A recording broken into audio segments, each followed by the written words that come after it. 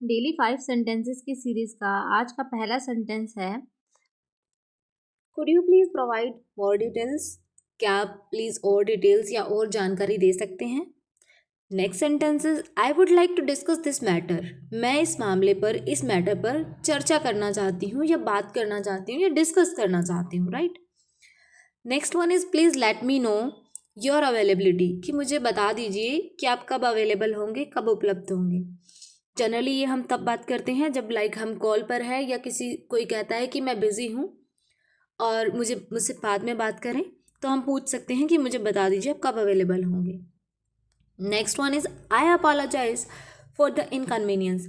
ये जो एक लाइन होती है ना, असुविधा के लिए खेद है, उसी के लिए यूज होता है ये, I apologise for the inconvenience.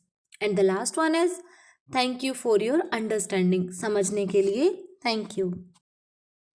Like and subscribe for more videos.